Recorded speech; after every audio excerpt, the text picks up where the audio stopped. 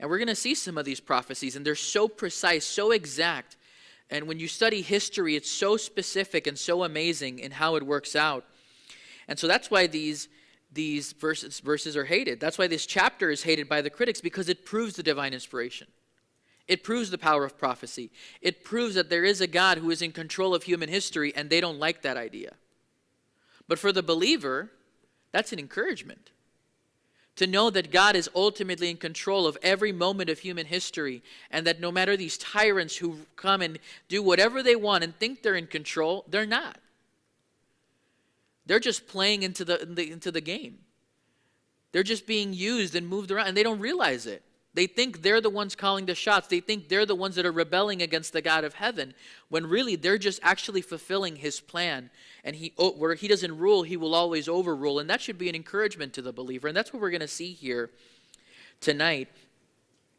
And, we're going to cover in the first 4 verses the Persian Empire and the Greek empires, which we've already talked about at length. And we're going to cover political intrigue, military engagements, and wars between the king of the south, which is actually the Ptolemaic dynasty of Egypt, and the king of the north, which is the Seleucid Empire, which would be later known as Syria. Syria as a name wasn't really known at that time, but the Seleucid Empire is what it was known because of Seleucus, its founder. Now, someone once calculated that about 135 fulfilled prophecies are found in chapter 11 alone. So in this one chapter, you have about 135 fulfilled prophecies where Daniel wrote about them about 300 years before they happened. And that is why the critic of the scriptures hates it. Because how can you write something 300 years in advance and be completely accurate about it unless there is a divine inspiration, unless there is a divine being who is in control of human history and controlling all of it? John Phillips, he said this prophecy deals with the rise and fall of empires, with alliances and intrigues, with the marching of armies, with imperial ambitions and palace plots. Daniel foresaw the turbulent years when Syria and Egypt struggled for supremacy in the Near East, and when wretched Palestine was torn from the grasp of this king to that king. The prophecy reaches all the way from the heyday of the Persian Empire right down to the days of Antiochus Epiphanes and to the deployment of Roman armies on the stage of the world. Then it takes a giant leap down the centuries to the end times and gives us details about the coming reign of the Antichrist. So it even talks about Rome. And Daniel had no idea what Rome was. Rome was some backwater town in Daniel's time, but Rome would come into supremacy in the next couple hundred years. And he talks about Rome in Daniel chapter 11. 135 fulfilled prophecies. So let's jump in. It says, also, in the first year of Darius the Mede, even I stood up to confirm and strengthen him. Verse 1 should really be with chapter 10, just so you know. Just a reminder, the chapters and the verses, those aren't divinely inspired. Those numbers, they were just put there by godly men who wanted to create a better system for Bible study and make it easier. So those numbers, verse 1, chapter 12, that's not divinely inspired. That was added by scholars later on. And they are helpful, but sometimes they didn't do that good a job. And so verse 1 should really be in the prior chapter, and we should really be starting with verse 2, where it says, "And now I will tell you the truth. Behold, 3 more kings will arise in Persia, and the 4th shall be far richer than them all. By his strength through his riches he shall stir up all against the realm of Greece." So as I said, Daniel wrote about in the 5th century BC, so he wrote about his prophecies about 536 BC, and some of them began to be fulfilled, especially the Persian Empire ones, in about 530 BC. Verses 21 to 35, they're going to find their fulfillment in 150 BC.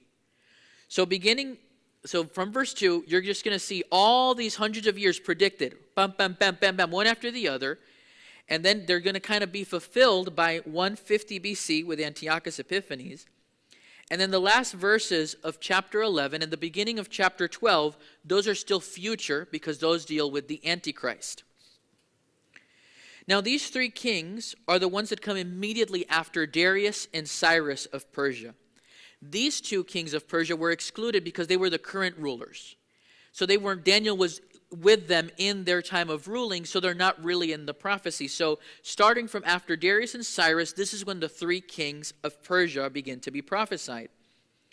The three kings are Cambyses, which ruled in 529 to 522, Pseudo-Smyrtis, who ruled for 1 year, and Darius the First, Histopes. I hope I pronounced that right, but he's dead.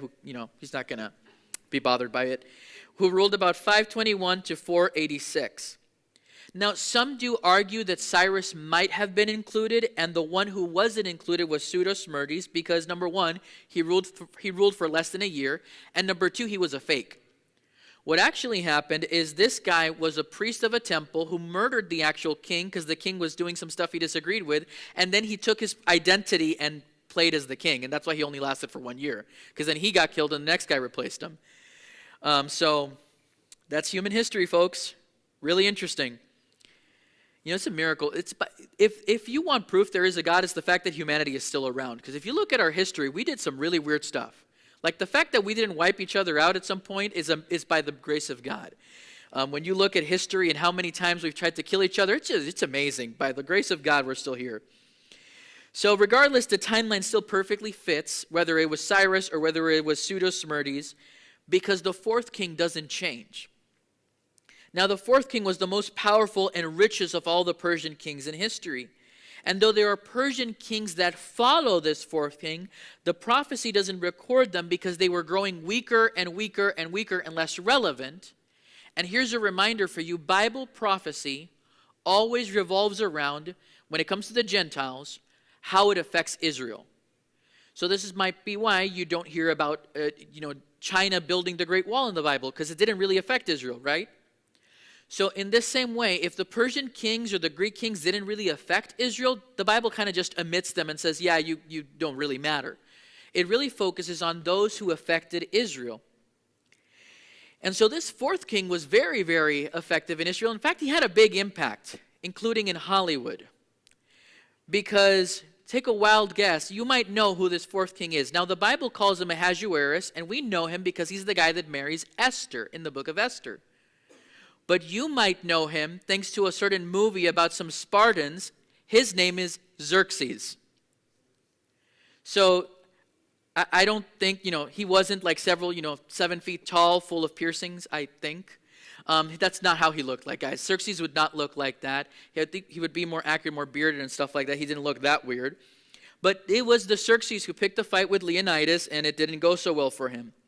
Now, Xerxes was the richest and most powerful of the Persian kings, but he had this obsession with picking a fight with Greece for some reason, and it went horrible because we know about the 300. What you don't know is that there were also naval battles led by an Athenian general. The naval battles went horribly wrong as well. His navy got destroyed by the Athenians in the battle of Samos and Salamis, and then his final defeat was in Plataea after the 300.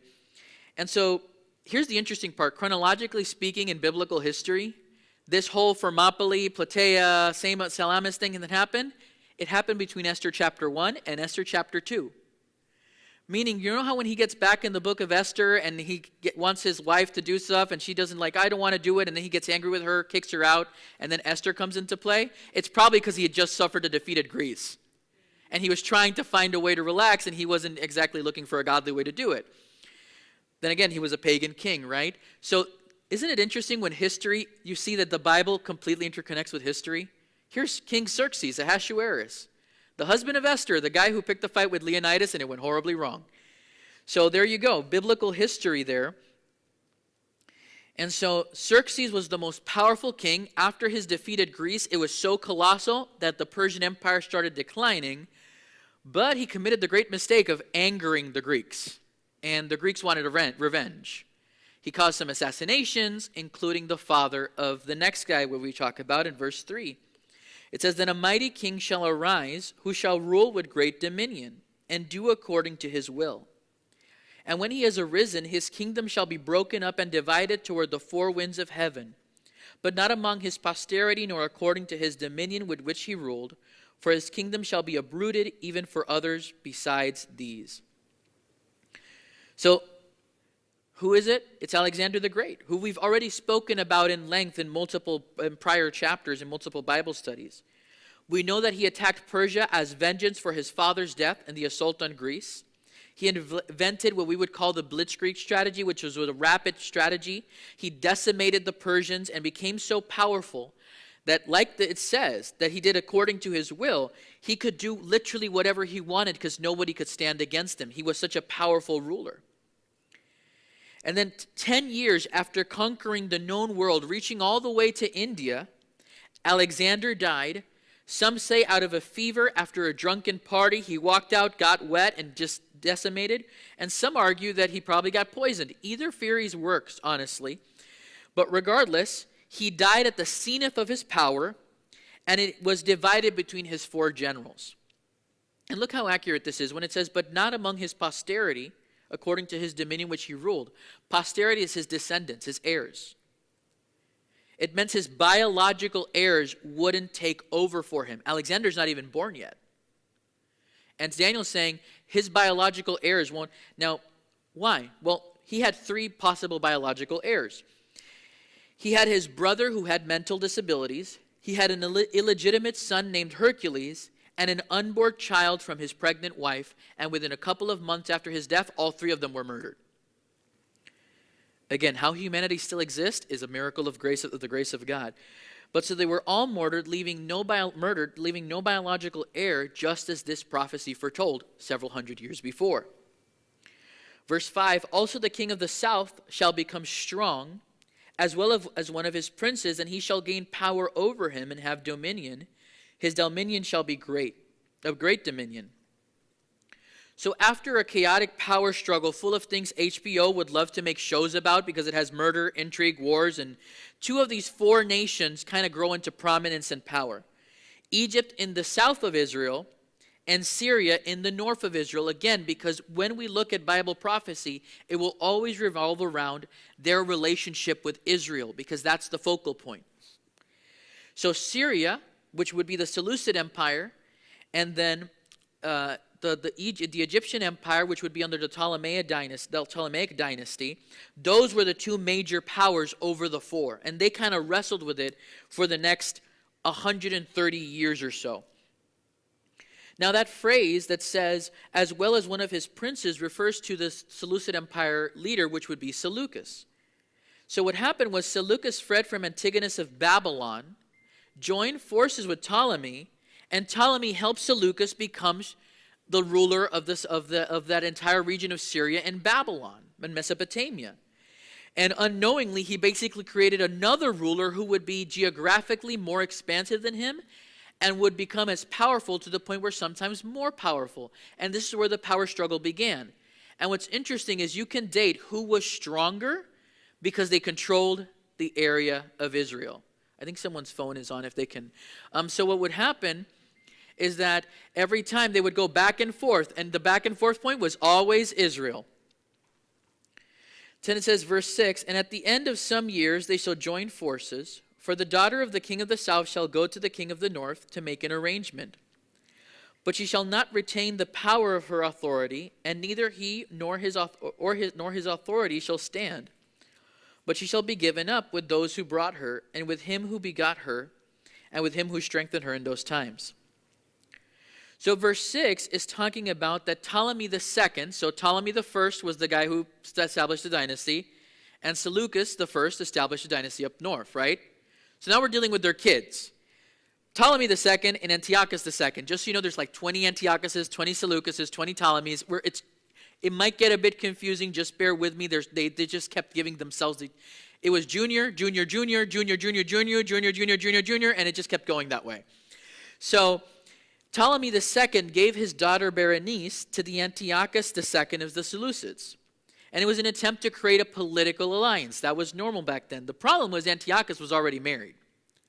So Ptolemy tells Antiochus, well, you got to divorce your wife or we're not doing this. So he forces Antiochus to divorce his current wife, Laodice. Again, I'm not sure if I'm pronouncing Laodice. I think in one point they pronounced it Laodicea, which would go with that church in Revelation. So Laodice or Laodice. But when it says, but she shall not retain the power of her authority, and neither he nor his authority shall stand. So Ptolemy II dies, And Antiochus no longer has to fulfill his promise, so he goes and takes his old wife back. But she's, hell has no fury as a woman scorned, so she poisons him and then murders Berenice and her son. See, I'm telling you, HBO would make so much money if they just did Bible stories, right, or history. So anyway, she was bitter and power hungry, and so killed all of them. Then verse 7, but from a branch of her roots one shall arise in his place, who shall come with an army, enter the fortress of the king of the north, and deal with them and prevail. And he shall also carry their gods captive to Egypt with their princes and their precious articles of silver and gold. And he shall continue more years than the king of the north. So seeking vengeance over the murder of Berenice, her brother Ptolemy III, again, junior, attacked Syria, defeated the Seleucids, executed Laodice, and took all the idols and valuables back to Egypt, showing then how he had decimated them in battle. And that's what it means, a branch of her roots. Someone from her own family would come and avenge her.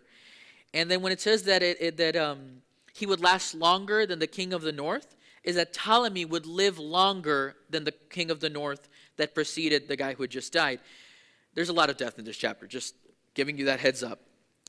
It should be noted this section is so precisely accurate. Let me tell you this, that this section about the poisonings and the murders and the divorcing one wife and her coming back and murdering them and all this, it is so specific to how it happened in history that this is one of the verses that drives critics of the Bible's prophetic power and divine authorship mad trying to dispel it. Because it says it with such pinpoint accuracy. That's exactly how it happened. And they can't prove it wrong. And that's why they hate it. Verse 9, also the king of the north shall come to the kingdom of the kingdom of the king of the south, but shall return to his own land. And this refers to Seleucus II, the next northern king, trying to mount a revenge strike against Egypt and failing horribly and forced to retreat. Verse 10, however, his son shall stir up strife and assemble a multitude of great forces, and one shall certainly come and overwhelm and pass through. Then he shall return to his fortress and stir up strife. And the king of the south shall be moved with rage and go out and fight with him, with the king of the north, who shall muster a great multitude, but the multitude shall be given into the hand of his enemies. When he has taken away the multitude, his heart will be lifted up, and he will cast down tens of thousands, but he will not prevail.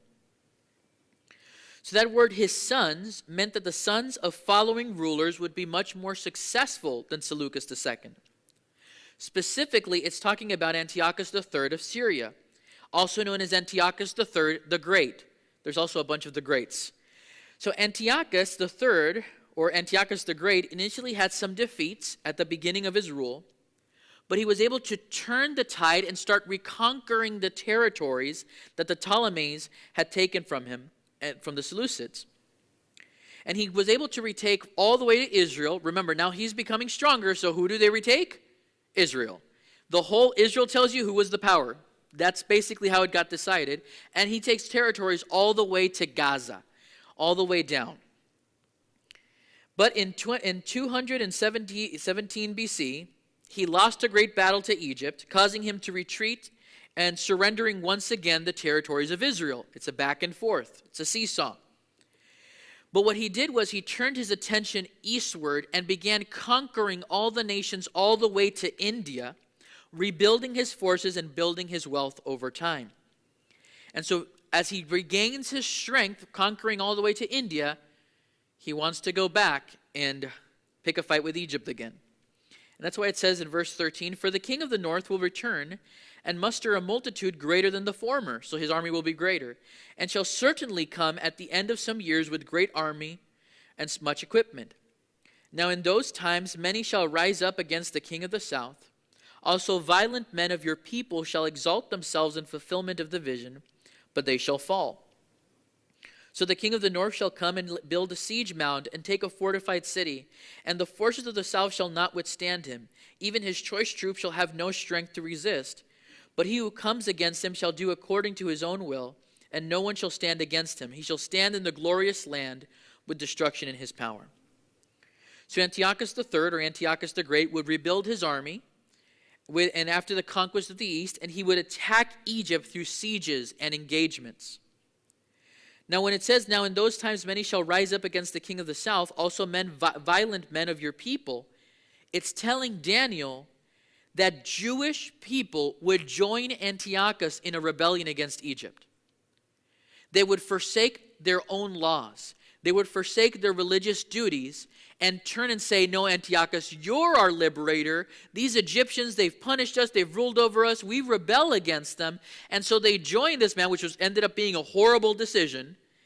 And they went and helped him attack Egypt. And it was out of resentment of the Egyptian rulers. Now it says that he led siege warfare and caused many fortresses to fall. But the most important fortress, the one that it's actually the fortified city, he takes a fortified city, he's referring to the city of Sidon, which was known as a city with multiple, it was the most fortified city of the region. And it was in that city that he forced the Egyptian general Scopas to surrender. He took the city, he forced the surrender of basically their lead general. And when it says that the multiple tried but they could not prevail against him, is that they tried multiple rescue attempts to free the city and Scopas, and he just annihilated them all and pushed Egypt back. And so the Seleucids secured their power over the territory of Israel, all the way as far as Gaza once again, and the Egyptians simply lacked the power to push back. But now, the Romans begin to make their cue into the scene. Now the Romans are starting to slowly sneak in, and Antiochus III, he's scared of Rome. He's aware that Rome is beginning to slowly gain more power, and so what he's trying to do is secure locations so he can fight against Rome and resist them. But because Rome is close by, and he's kind of scared of what they're going to do because they're a threat to Syria, he decides, okay, I'm not going to completely destroy Egypt because Egypt's counting on Rome. I'm going to try some diplomatic solutions, which brings us to verse 17. He shall also set his face to enter with the strength of his whole kingdom, and upright ones with him. Thus shall he do. And he shall give him the daughter of woman to destroy it, but she shall not stand with him or before him. So Antiochus the Great gave his daughter, whose name was Cleopatra, not to Mark Antony and Julius Caesar Cleopatra, but her ancestor from which she was named. You see how it's all connecting, right? From named, in marriage to King Ptolemy V. Now little Cleo was 11 years old, and King Ptolemy was about 7 to 12 years old, depending on which historian you read from. So they're really young kids. So what's his plan? I'm going to give my daughter, and she's going to work for me, and she's going to get these guys to surrender, and then I'm just going to rule and use this kid as a puppet. What ended up happening, though, is that she decided to be loyal to her husband. Good job, Cleo. And so she kind of his plans didn't pan out. She betrayed her father, stayed loyal to her husband in Egypt, and it defeated his political plans so much for his political mastermind. But then what happens? In verse 18, it says, after this, he shall turn his face to the coastlands and shall take many. But a ruler shall bring the reproach against them to an end, and with the reproach removed, then he shall turn back to him. So Antiochus turned his rage against the Egyptian coastal cities, and even tried going up and conquering Greece. But that's when the Romans arrived under the consul Lucius Scipius Asiaticus and pushed him back, causing him major defeats. Now, Antiochus had reproached them in the sense that when Rome had sent their ambassadors, he insulted their generals, he insulted their ambassadors, and he told them, you have no business in Asia, and I don't answer to your orders. And the Romans said, oh, really? Yes, you do. And they beat him, defeated him. It says in verse 19, then he shall turn his face toward the fortress of his own land, but he shall stumble and fall and not be found. Check out what actually happened in history. In his anger, Antiochus the Great returned to Syria and plundered his own territories. And in an attack against the temple of Jupiter, it caused his own people to rebel against him, fight him back, murder him, and his body was never found, just as Daniel prophesied a couple hundred years before. Exactly in the same way. That's what history tells us. Oh wait, Daniel told us about 300 years before it happened. Isn't that amazing?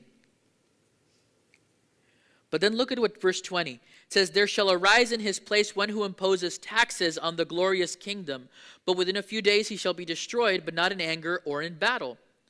So Seleucus the fourth, again, there's junior, his son, inherited all the debt and bankruptcy his father had left from the war, and he was forced to pay tribute to Rome. I believe it was about 1,000 gold pounds or something, gold coins or something. It was a lot of money.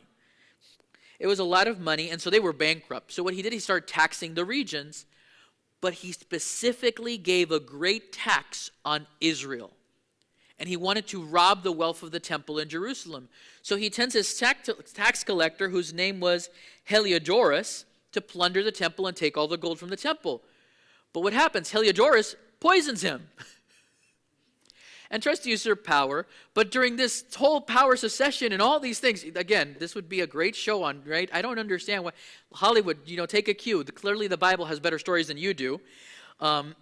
So here we go. And so the tax collector did it. So tax season's coming up. So treat your tax collector good, or, maybe be careful with the water you drink. I don't know. And so listen, now, after a rapid 150-year shots of history, suddenly we get to verse 21, and it slows down to a mere decade of history. 150 years, and then it slows down to just one decade in verse 21. It says, and in his place shall arise a vile person, to whom they will not give the honor of royalty, but he shall come in peaceably and seize the kingdom by intrigue. So Seleucus didn't die in battle, like the prophecy foretold. He was poisoned, or mysteriously vanished and died, according to how they put it. And it says there in verse 21 that another person would come, not through battle, not for an honorable way, not because he was an heir apparent, but because he lied and bribed and paid people to do it. And so here we meet the man who we've talked about before, Antiochus Epiphanes, Antiochus IV. Now he was in Greece, hears about Seleucus' death, and knowing that the actual heir was being held hostage in Rome, which was his brother, and that the only other option was the child of his brother, who was still too young, he showed up in Syria and said, I am the legal guardian of the child. I will protect him. I will counsel him. Come here, little... And while he has a knife, sharpening in the background. And guess what? In a couple, he's like, well, I'm the legal tutor of the child now. I'll take care of him. Oh, no, the boy was murdered. What could have happened? When I read this is where my brain goes. I'm sorry. This is where my brain went. You ever seen those movies where the villain is really obvious? Like, oh, no, what a tragedy. Oh, well, I guess I'm the king now. Like, that's what I imagined happened in my head. This is where my head goes, guys. I'm sorry. But like he just, started bribing and using flattery and gifts and murder. And so, good old Uncle Antiochus probably murdered his nephew. Anyway, continuing on in verse 22, it says, with the force of a flood, they shall be swept away from before him and be broken. And also the prince of the covenant, and after the league is made with him, he shall act deceitfully, for he shall come up and become strong with a small number of people. So that's talking about he will have initial military success. And this prophecy doesn't get specific as much as it states that generally he had a lot of great success militarily against Egypt in his military campaign. His forces overwhelmed his enemies like a flood, and he gained many victories that helped inflate his already inflated ego. So it's not getting specific into how many battles. It just says like he waged a lot of battles and he was really successful. And then where it said there that the reference of the prince of the covenant, it's speaking of when he murdered the Jewish high priest Onias, who was the godly high priest, when the other priests were bribing him to get into power. So he murdered Onias, and then he put his own little flunky, and then he kicked out that flunky because another guy gave him more money. We talked about this a couple of Bible studies ago. And then when it says the league there, it's referring to the various treaties he made with other nations, which were full of intrigue and deceit. And so at the time, there was a contest of power currently in Egypt over the Ptolemaic dynasty. There were two possible heirs. It was Ptolemy Philometor and Ptolemy Euergetes. These names, man. Antiochus supported Philometor for his own gain because, if I support this guy and he wins, I get more power. That's how he worked. Verse 24, he shall enter peaceably even into the richest places of the province, and he shall do what his fathers have not done, nor his forefathers. He shall disperse among them the plunder, spoil, and riches, and he shall devise his plans against the strongholds, but only for a time. So this phrase, he shall enter peaceably, meant that he attacked the enemy during times of peace or times of security. When they least expected it, that's when he hit. And he used the wealth of his conquest. Instead of hoarding it, he actually distributed it around the people because he wanted to keep everybody happy because he got into his position through bribery and power. Sound like modern politicians a bit, but anyway, those are comments I probably shouldn't say and I regret later, but oh well. So he bought favors and he paid briberies, and that's why he could secure their cooperation. That's why he didn't have a lot of money, because he kept giving it out. Then it says in verse 25, he shall stir up his power and his courage against the king of the south with a great army. And the king of the south shall be stirred up to battle with a very great and mighty army, but he shall not stand, for they shall devise plans against him. Yes, those who eat of the portion of his delicacy shall destroy him. His army shall be swept away, and many shall fall down slain.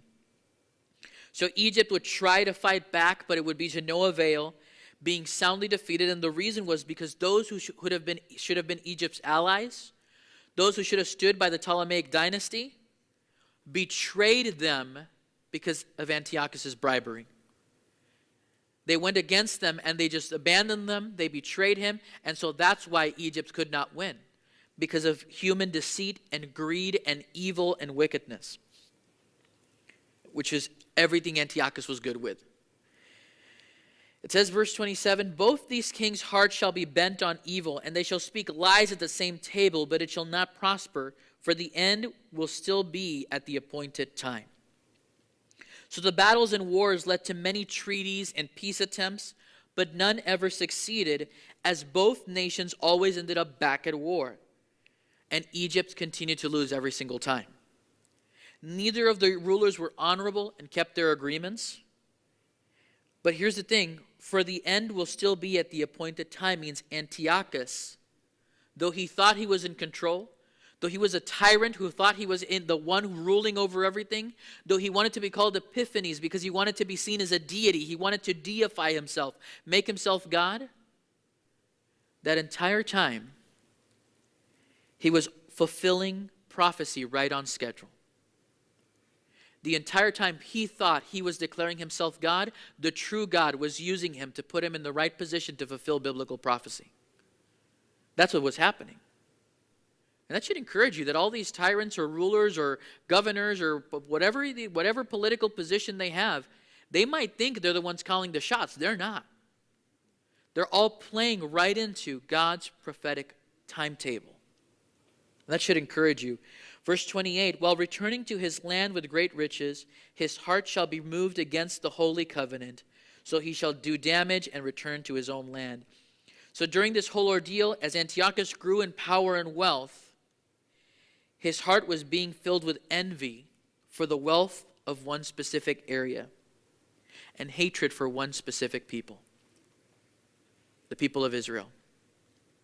It would be Antiochus Epiphanes who would tell those Jews who had sided with his father, with Antiochus the Great, to come and join him and betray everything they stood for. It would be Antiochus Epiphanes who would murder and take away the sacrifices, and he would kill the Jews, over 1 million Jews in Jerusalem, and he would cause all this slaughter and all this desecration, and he would put the statue of Zeus in the temple and offer a pig as a sacrifice and force the priests to eat of the pig and the blood of the pig, because he would turn on them. Now, the next few verses we'll see how Antiochus will be humiliated by Rome, unleash his anger on the Jews, the rebellion of the Maccabees, and right after that, we'll skip into the reign of the Antichrist, but you're going to have to come back next time for that. However, we just saw 150 years of human history predicted with exact precision. From Xerxes to Cleopatra to Antiochus, we saw historical figures we know of enter into the ultimate plan of God over human history. And doesn't this reveal that he is a God of immense knowledge, of immense wisdom, and of immense power? Doesn't this reveal he is a God who is ultimately in control despite the plans and machinations of tyrants? Shouldn't it encourage you then that he is still the same God today? That despite everything going on, he is still a God of wisdom, knowledge, and power? Listen, you should be encouraged. 150 years, perfectly predicted. Be encouraged. We might not know what tomorrow brings, but we do know who controls tomorrow, who already knows how the day will go, and who promised us to help us, provide for us, and empower us as we live for his kingdom. Be encouraged that if all this came to pass with precision, so will the things yet to come. Trust in the God who is in control of human history. Trust in the God who knows what tomorrow brings. Yeah, you don't know, I don't know. I don't know what's going to happen 5 minutes from now. But God does. And I can trust him. I can lean myself on him. I don't have to be worried because he's got it. He had 150 years of human history perfectly predicted. I think he has the next couple of decades perfectly predicted too. The next couple of 1,000 years perfectly predicted. However long it takes for the second coming, perfectly predicted. All these rulers and motions that we see around, they're all according to his plan. They think they're making these presidents and these governors and these prime ministers and these mayors, who are, some of them are tyrants, they all think they're in control. They're just like Antiochus. They're perfectly aligning with God's sovereign plan. And one day they'll have to face the reality that they were never in control. That they always ended up doing the rule of the God of the universe, because where God doesn't rule, he overrules. And that is the God in whom we can trust. That is the God in whom we can lay our tomorrow in and rest in peace and lay our heads down and rest, because we know he's in control. We know he's got it. So, Father, we thank you that you are the God who's in control of human history. You are the Lord who is in control of all humankind. You created the very eons, as we talked about on Sunday. And so, Lord, we can find rest. We can find peace. We can find security in knowing that this is the God in whom we trust. This is the God who is in control of history, and that you are the same yesterday, today, and forever. You haven't changed. You're still the God who controls our destiny and who leads us and who guides us. And so, Lord, help us to just be encouraged, to be encouraged that you are the one in control, that you are the one in whose power we rely on. Give us grace, Lord, as the times are so confusing and so many things are going on and so many would-be tyrants want to arise, Lord. Help us remember these men, they're just fulfilling your will. They're just like Alexander and Xerxes and Cleopatra and all Antiochus, they all ended up being used to fulfill your ultimate plan. So you're using these men. They're not in control, Lord. You are, and you're placing the pieces prophetically, just as you promised. And we can look forward to the hope of the future prophecies that will be fulfilled of your coming kingdom. So help us be encouraged. In Jesus' name, amen.